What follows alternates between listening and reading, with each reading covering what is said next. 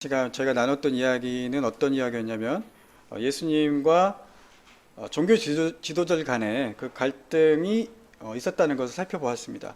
그 갈등의 주요한 주제는 예수님의 고난에 대한 문제였어요. 예수님이 어떤 고난을 가지고 있어서 성전에서 그렇게 가르치고 복음을 전파할 수 있었느냐라는 그 고난에 대한 문제를 당시 종교 지도자들이 제기를 했었죠. 왜냐하면 성전에서 가르칠 수 있는 고난은 바로 사내들인, 그러니까 자신이 속해 있던 그 공의를 통해서, 회의체를 통해서 주어졌기 때문입니다. 그런데 예수님께서는 그 공의에 들어가 있지 않죠. 그런 멤버도 아니었습니다. 즉 자기네 사람이 아닌데, 우리 편이 아닌데 네가 어찌하여 성전에서 가르칠 수 있는 권한을 가졌다고 말할 수 있느냐 라고 하며 예수님께 질문을 던진 것이죠. 이에 대해서 예수님은 요한의 고난을 통해서 자기의 고난이 하늘로부터 왔다는 것을 인정할 수밖에 없게끔 반문하셨습니다. 그러나 종교 지도자들은 그것을 차마 인정할 수 없어서 예수님의 질문에 답하지 못하고 요한의 권위도, 당신의 권위도 어디서 왔는지 잘 모르겠다라고 대답했습니다. 그런 그들에게 주님은 오늘 비유를 통해 그들의 어리석음과 악함을 다시 한번 깨닫게 하십니다. 오늘 우리가 읽은 본문은 악한 포도원 농부의 비유라고 불립니다. 예수님께서 하신 비유는 여러 비유도 있지만 당시 상황을 반영한 것입니다. 오늘 비유도 마찬가지인데요. 예수님 당시에 갈릴리 지역에 지주들이 있었는데 그 지주들은, 땅의 주인들은 로마의 정부와 결탁한 사람들이었습니다. 그리고 대부분 사람들은 그 땅을 소유하지 못하고 그 지주들로부터 땅을 임대받아서 농사를 짓고 그 소출을 그 주인에게 바쳐야 했던 소작농들이었습니다. 그리고 그들은 로마 정부로부터 또 세금을 내야 되기 때문에 이 소작농들의 삶은 굉장히 곤고했죠. 가난했습니다. 어려운 삶을 살고 있었습니다. 그래서 이 갈릴리 지역의 농민들은 정부와 또 지주들에 대해서 대단히 큰 반감을 가지고 있었고요. 그래서 어떤 자는 주인에게 반항하기도 하고, 또 혹자는 도적대가 되기도 하고, 또 다른 이는 그 주인의 땅을 같이 일하는 그런 농부들과 함께 힘을 모아서 그 땅을 차지하는 그런 무장단체, 그런 일도 있었다고 합니다. 그러니까 투쟁하며 그 땅을 쟁취하게 싸운 것이죠. 오늘 본문에 등장하는 땅은 포도원입니다. 여러분 알다시피 이 포도원은 예수님의 비유에 굉장히 많이 등장을 하죠. 포도원은 이스라엘을 상징하는 하나의 어떤 매개체입니다. 그래서 포도원, 포도나무, 열매, 이것들은 다 신앙인들, 또 이스라엘을 상징하는 말과 깊은 관계가 있습니다. 이사야 5장에 보면 이 포도원의 노래가 나오는데요. 하나님께서 온갖 정성을 다해 아름답게 가꿔 놓으신 특별한 장소로 이 포도원을 상징합니다. 나옵니다. 이 포도원이 그러니까 이스라엘을 지칭한다고 볼 수 있죠. 그런데 그 포도원에 농부들이 있습니다. 농부들은 하나님의 언약의 파트너, 곧 선택받은 이스라엘입니다. 그리고 오늘 비유의 청중은 예수님을 찾아온 종교 지도자들과 백성들입니다. 이 종교 지도자들과 백성들, 이스라엘 백성들이 바로 포도원의 농부라는 것을 우리는 알 수가 있는 것이죠. 오늘 우리가 이 비유를 통해서 생각할 수 있는 메시지가 있는데요. 첫 번째 메시지는 악은 욕심으로부터 비롯된다는 것입니다. 포도원 주인은 포도원을 농부에게 맡기고 타국에 출타 중이었습니다. 농부들은 주인과의 언약을 따라서 스스로 자유롭게 포도원을 경작하고 일해서 아름다운 포도나무 열매를 맺어야 했습니다. 그 열매를 맺을 때 주인이 자신의 목을 요구하기 때문입니다. 본문 10절에 보면 때가 이르렀다라는 표현이 나오는데요. 포도원 수확 때를 가리키는 말입니다. 보통 포도원이 첫 수확을 하는 시기가 포도 씨앗을 심고 나서 약 4년에서 5년 정도 걸린다고 합니다. 생각보다 긴 시간이죠. 이 포도원 때가 되자 주인은 자신의 목을 얻기 위해서 자신의 종을 포도원에 보냅니다. 그랬더니 첫 번째 종은 때리고 거저 돌려보냈습니다.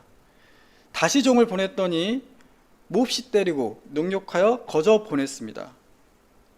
세 번째 종을 보냈더니 상하게 하여 내쫓았습니다. 그리고 마지막으로 사랑하는 아들을 보냈더니 그 역시 포도원 밖으로 내쫓아서 죽음을 당했다고 오늘 성경에 기록되어 있습니다. 그런데 이 포도원 농부들이 아들을 죽인 이유를 뭐라고 설명하고 있는지 아세요? 본문 14절 말씀 한번 보시겠습니다. 농부들이 그를 보고 서로 의논하여 이르되 이는 상속자이니 죽이고 그 유산을 우리의 것으로 만들자. 우리는 이 말씀을 통해서 왜 농부들이 포도원의 주인이 보낸 종들을 때리고 상하게 하여 거저 돌려보내며 심지어 아들을 보냈는데 그 아들을 죽였는지에 대한 이유를 우리는 어렴풋이 알 수 있습니다. 바로 주인의 포도원을 자기 것으로 만들고 싶어하는 욕심 때문이었습니다. 주인의 것을 자기의 것으로 여긴 욕심이 바로 그들이 저지른 죄악이었습니다. 그 욕심 때문에 그들은 주인의 것을 지키고 그 뜻대로 수행해야 될 자신의 본분을 망각하고 버렸습니다. 사실 농부들이 이 갖춰진 포도원에서 일하게 된 것은 순전히 주인의 뜻입니다. 주인이 베푼 호의죠. 은혜입니다. 주인의 의지로 그들은 일할 기회를 가졌습니다. 또한 그들은 주인의 고난을 이임받아서 포도원을 경작했습니다. 그런데 그들은 욕심과 탐욕 때문에 자신의 위치를 알지 못하고 오히려 주인의 아들을 죽여 포도원을 자기 것으로 만들려고 했습니다. 이 이야기는 예언자를 통해서 끊임없이 회개를 촉구했던 하나님의 요청을 거부하고 하나님의 예언자를 박해하고 조롱하고 상하게 했던 이스라엘을 폭로하고 있습니다. 아울러 그 주인의 아들, 즉 예수님이 왔음에도 불구하고 그를 죽였던 이스라엘의 정치 종교 지도자들과 백성들의 만행을 고발하고 있는 부분이라고 할 수 있습니다. 이렇게 농부들이 자신의 욕심 때문에 악을 행하는 것을 보면서 우리는 우리 스스로를 한번 되돌아봐야 합니다. 오늘 최종 목사님께서 성경 공부를 하셨지만 성경 공부에 나왔던 단어 중에 하나님의 형상이라는 단어가 있죠. 우리 이승희 집사님은 너무나 감사한 일, 정말 축복받은 일이라고 말씀했던 것 같고 우리 이승용 형님은 미안하다, 죄송하다는 말을 했던 것 같아요. 그 두 가지 의미가 이 하나님 형상에 다 들어가 있죠. 정말 아무런 나의 선행이라든가 어떤 나의 의지와 상관없이 하나님께서 은혜로 주신 것이 하나님의 형상이죠. 그런데 우리가 우리 스스로 돌이켜 봤을 때 하나님의 형상이 우리 안에 있느냐라고 했을 때는 정말 죄송해지는, 미안해지는 현실입니다. 하나님의 형상이 있다는 것은 하나님의 임재를 나타내는 것이에요. 왜냐하면 고대 근동에서 많은 제국의 왕들이 자신의 땅에 자신의 형상을 세웠습니다. 자신의 닮은 형상을 세웠어요. 무슨 말이냐면 이 땅은 내 땅이다 라는 의미예요. 즉 사람들은 그 왕의 형상을 보고 이 땅이 그 나라의 왕이 다스린 지역이구나 라는 것을 알았다는 겁니다. 즉 왕의 형상은 왕의 임재, 왕의 통치를 드러내는 표시였습니다. 즉 우리가 하나님의 형상이라는 것은 이 땅 가운데 하나님이 다스린다, 이 땅은 하나님께서 임하신다, 이 땅은 하나님이 통치하신다는 실질적인 표시입니다. 아울러 하나님 형상이 있다는 것은 그 땅을 가난하던 그 왕의 신하들이 그 왕의 형상을 보고 나는 이 땅을 왕의 뜻대로 통치해야겠다라는 것을 생각했다고 해요.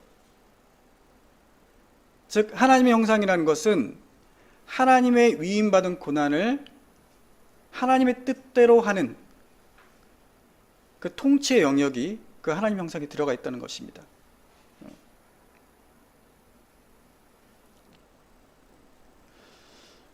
이런 의미에서 우리 안에 하나님 형상이 있다는 것은 우리가 바로 하나님의 임재를 드러내는 증거인자 동시에 하나님의 뜻대로 하나님 맡겨주신 일을 해야 한다는 것이 우리에게 의무가 있다는 것을 잊지 말아야 합니다. 그러므로 우리 뜻대로, 우리 욕심대로 산다는 것은 하나님의 형상대로 지음을 받았다는 것을 가볍게 또는 함부로 여기는 것입니다. 하나님이 없어도 살 수 있다는 것을 보여주는 일이기 때문입니다. 하나님 뜻보다 내 뜻이 중요하다는 교만이 들어있는 것입니다.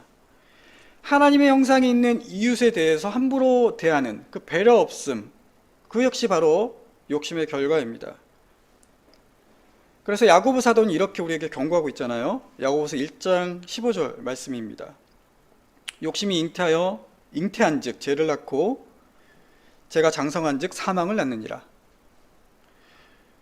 우리가 신앙생활을 열심히 하면서 교회를 열심히 다니고 또 우리가 성경 말씀을 많이 안다고 해도 우리가 실제적으로 욕심을 버리지 못하면 영적으로 죽은 자입니다.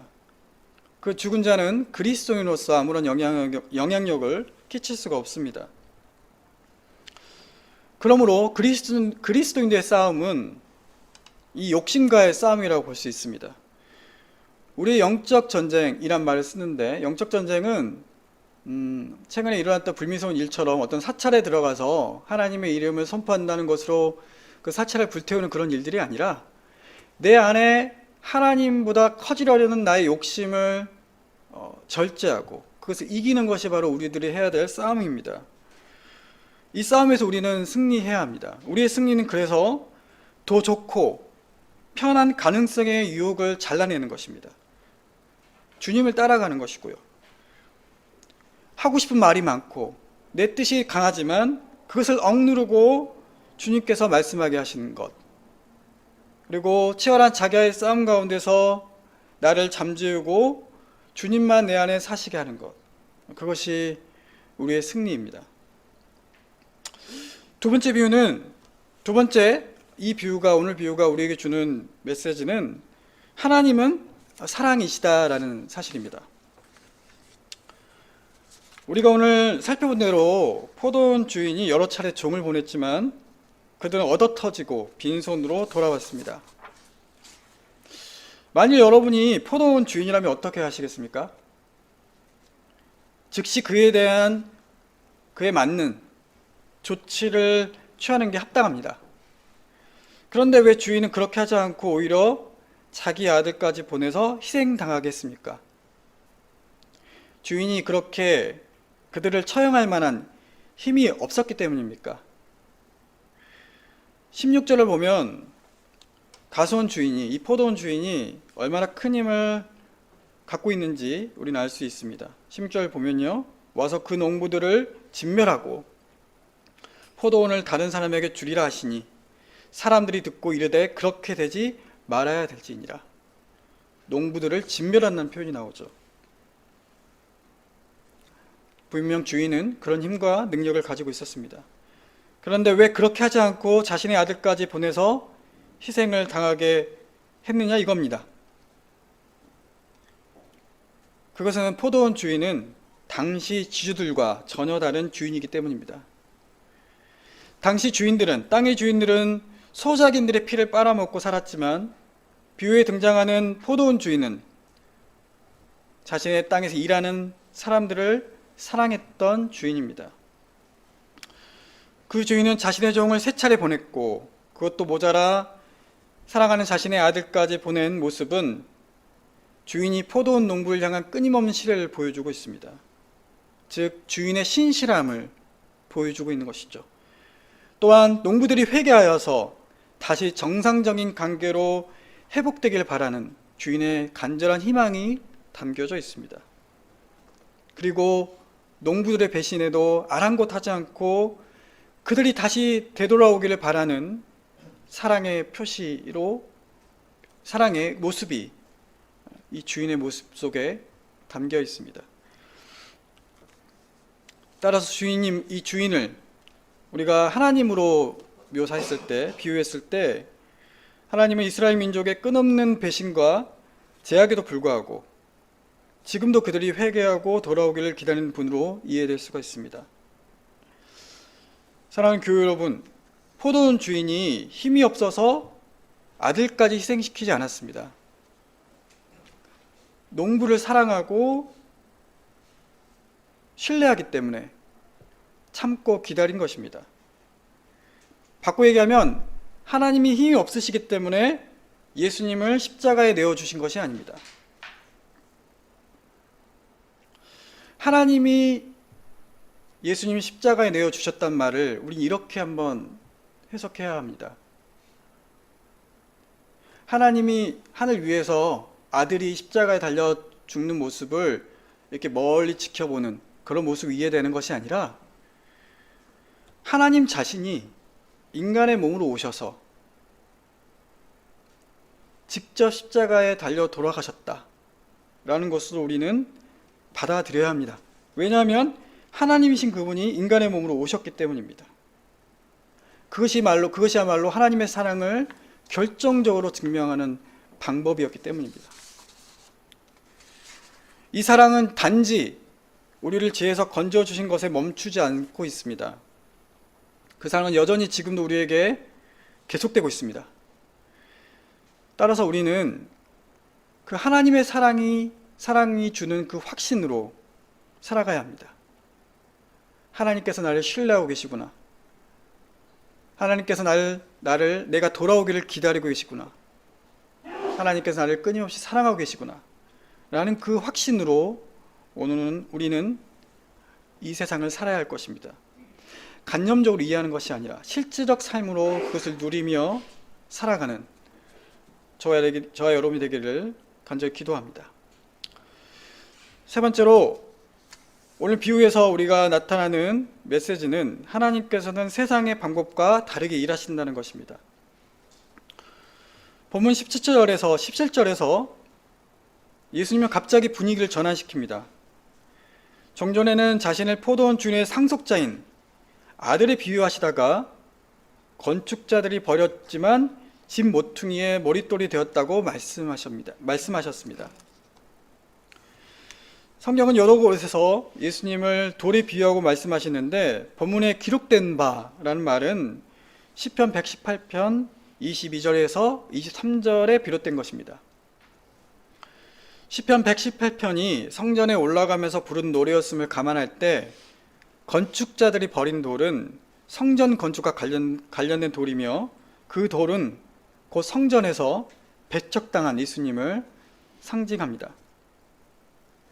그 예수님께서는 이 성전 사건 이후, 성전을 깨끗이 하시고 또 성전에서 가르친 그 사건 이후 성문 밖에서 버림받아 죽임을 당하셨습니다. 그런데 그 돌이 다시 성전 모퉁이의 머릿돌, 즉 성전의 가장 귀한 돌이 되었다는 것은 곧 예수 그리스도께서 새로운 성전이 되셨음을 의미합니다. 여러분, 이 모퉁이 돌은 유대 건축의 핵심이라고 합니다. 일종의 주춧돌인 거예요. 주춧돌 없이 건물을 세울 수가 없습니다. 즉 건축자들이 왜 이 머릿돌을, 이 주춧돌을 버렸을까요? 쓸모가 없기 때문이에요. 그런데 하나님께서는 이 건축자들이 버린 돌, 쓸모없다고 여기는 돌을 가져다가 집 모퉁이의 머릿돌이 되게 하셨습니다. 사도 베드로는 베드로전서 2장 4절에서 5절을 통해 이 돌이 사람에게는 버림을 받았지만 하나님의 택하심을 받은 살아있는 귀한 돌이라고 증언합니다. 그리고 이 살아있는 돌 같은 존재들로 우리들, 너희들, 여기 모인 우리 모두가 신령한 집이 된다고, 그 돌 위에 신령한 집이 세워진다고 사도 베드로는 말하고 있어요. 다시 바꿔 얘기하면 주님을 따르는 일은 세상으로부터 버림받은 존재, 즉 세상으로부터 쓸모없는 존재란 취급을 감수하는 결단이라는 것입니다. 예수님께서 그런 취급을 당했던 것처럼 역시 우리도 세상 사람들이 보기에는 약한 존재, 버림받는 존재, 쓸모없는 존재로 여겨지는 그런 결단을 우리는 해야 한다는 것이죠. 그 결단 위에 주님께서는 우리를 성전으로, 제사장으로 세우시겠다고 약속하셨습니다. 여러분, 하나님께서 사용하는 사람과 사람이 사용하는 사람이 전혀 다르다는 것을 우리는 알고 있습니다. 세상은 강하고 지식이 있고 용모가 아름답고 탁월한 자를 사용합니다. 자신의 입맛에 맞는 사람들, 자신의 패거리 안에 들어온 사람들을 곁에 둡니다. 낯설고 연약하고 부족한 자는 사실 배척당합니다. 그러나 하나님께서는 그 낯설고 연약하고 부족한 자, 연약한 자를 사용하십니다. 그들을 들어 강한 자를 부끄럽게 하십니다. 어리석은 자를 통해서, 어리석은 자를 사용해서 지혜로운 자를 부끄럽게 만드십니다. 그것이 하나님 일하시는 방법입니다. 여러분, 예수님께서 예루살렘 성전에 들어오셨던 모습을 한번 상상해 보십시오. 당시의 왕의 위엄, 왕의 권위와 상반되는 모습으로 들어오셨습니다. 겸손과 낮아짐, 그것이 바로 예수님의 왕권을 드러내는 방법이었습니다. 그것을 사도 바울은 자신의 상황에 빗대어 이렇게 고백합니다. 고린도후서 12장 9절인데요. 제가 읽어볼게요. 나에게 이르기를 내 은혜가 내게 족하도다. 이는 내 능력이 약한 데서 온전하여 지민이라 하신지라. 그러므로 도리어 크게 기뻐함으로 내가 여러 약한 것들에 대해 자랑하리니 이는 그리스도의 능력이 내게 머물게 하려 함이라. 여러 약한 것들에 대해 자랑한다. 이는 그리스도의 능력이 내게 머물게 하려 함이라. 사도 바울은 자신의 약한 것을 통해서 그리스도의 능력이 드러나는 것을 믿고 있었습니다. 오늘날 한국교회가 비판받는 모습 중에 여러 모습이 있지만 세상의 기준으로 교회의 잘남, 교회의 성공을 자랑하기 때문이 아닌지 생각해 봅니다. 세상의 기준, 교회의 크기, 교회가 얼마나 크느냐, 교회가 어느 곳에 위치하고 있느냐, 교회 재정이 얼마나 좋으냐, 이것으로 교회의 성공과 교회의 잘남을 자랑합니다. 하나님 임재를 증명하려고 해요. 하나님 임재하기 때문에 우리 교회는 이렇게 성장하고 부흥한다. 우리 교회는 어떤 사람이 다니는지, 우리 교회의 지적 수준은 어떠한지 그것을 가지고 또 자랑하기도 합니다. 그래서 교회를 비판하는 목소리 중에서 교회는 중산층들의 취미생활을 하는 곳이라는 말이 있을 정도입니다. 예수님 시대, 오늘 예수님께 논쟁을 걸었던 정치, 종교 지도자들은 이런 잘남을 자랑하는 사람들이었습니다. 자신의 부와 위치가 하나님의 축복이라고 고백하며 그렇지 못한 사람들을 죄인 취급했던, 손가락질했던 사람들이었습니다.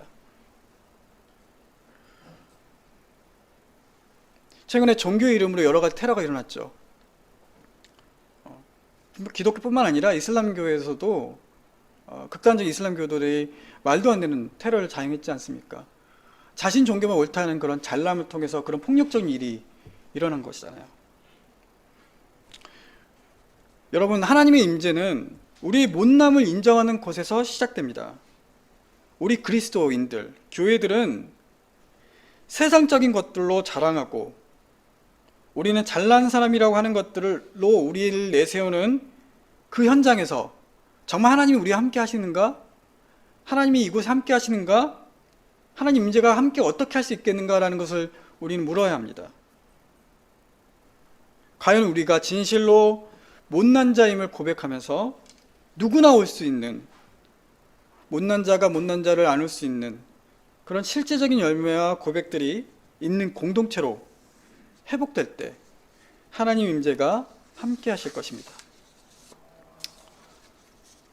오늘 비유가 주는 마지막 메시지는 예수께서 심판자로 다시 오신다는 것입니다. 본문 18절 말씀을 우리 한번 같이 읽어보겠습니다. 18절 말씀입니다. 무릇 이 돌 위에 떨어진 자는 깨어지겠고 이 돌이 사람 위에 떨어지면 그를 가루로 만들어 흩으리라 하시니라. 여러분, 여기서 말한 돌은 앞에서 얘기했던 농부들이 버렸지만 모퉁이의 머릿돌이 된 것, 즉 예수 그리스도를 뜻합니다.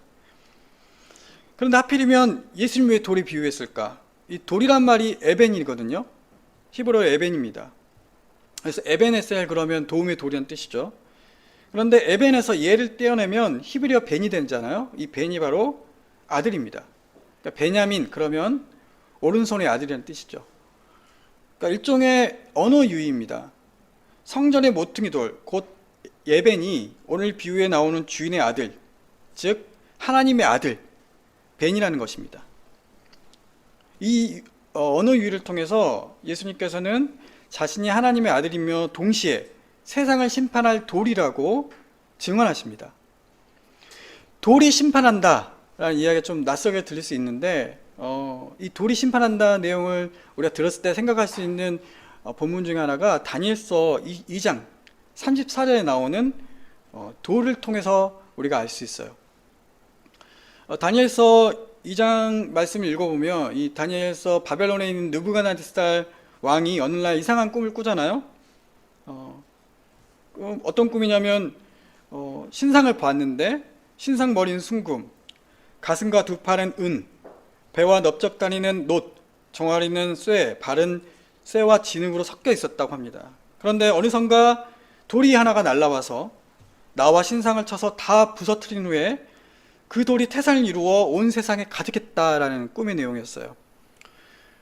이 왕은 자신이 살던 이 바벨론 제국의 점술가들 모아서 자신의 꿈을 해몽하도록 시킵니다. 명령합니다. 그런데 그 누구도 이 꿈에 대해서 해몽을 못하죠. 그래서 아무도 그런 말을 하지 못하고 있을 때 다니엘이 등장하지 않습니까? 다니엘이 이렇게 해석하잖아요. 느부갓네살 바벨론 왕국은 그 신상의 황금 머리이지만 이후에 은, 구리, 흙, 쇠 같은 나라가 차례로 일어난다는 것입니다. 그런데 이 열왕대 시대, 이 제국들의 시대에 하나님께서 한 돌을 통해 이 모든 나라를 멸하시고 영원히 멸하지 않는 나라를 세우신다라는 것으로 다니엘은 해석을 하죠. 지금 예수님께서 18절에서 이 돌, 곧 하나님의 아들, 이 돌이 위에 떨어진 자는 깨지겠고 이 돌이 사람 위에 떨어지면 그를 가루로 만들어 흩으리라 라고 하시면서 예수님께서는 자신이 하나님의 아들인 동시에 세상을 심판할 이 심판자로 자신을 소개하고 있는 것입니다. 이 심판을 들었을 때, 이 말을 들었을 때 당시 예수님께 그 딴지를 걸었던 종교 지도자들의 마음은 어땠었겠습니까? 뜨끔했겠죠. 너희가 그 아들 죽인 그 종들과 뭐가 다르냐? 그런데 너희는 언젠가 그에 대한 심판을 받을 것이다 라고 예수님께 경고하고 계시는 것입니다. 그래서 우리가 읽지 않았지만 19절을 보면 사람들이 예수님을 다시 한번 죽이려고 합니다. 그런데 사람들이 너무나 많기 때문에 하지 못했다라고 19절에 기록되어 있죠. 말씀을 정리하겠습니다. 본문 16절을 보면 포도원 주인은 다른 사람들에게 포도원을 맡기겠다라고 말하고 있어요. 이는 예수 그리스도 안에서 새 이스라엘, 곧 하나님 나라의 새로운 백성이 되는 사람들에게 하나님의 나라를 맡긴다는 것으로 우리는 이해할 수 있습니다. 다른 사람들에게 포도원을 맡기겠다. 다른 사람들이 바로 저와 여러분이 이 포도원의 새로운 농부들입니다. 그렇다면 우리도 한 가지 명심해야 될 것이 있습니다.